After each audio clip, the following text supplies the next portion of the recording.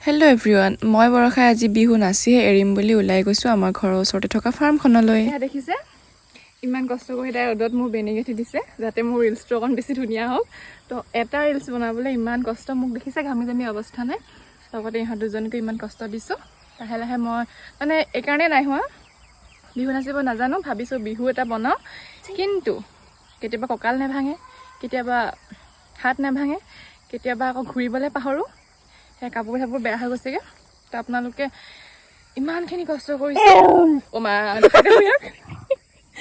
আপোনালোকলৈ এটা মোৰ কাটৰ অনুৰোধ, মোক যাতে এটা লাইক কৰি দিয়ে।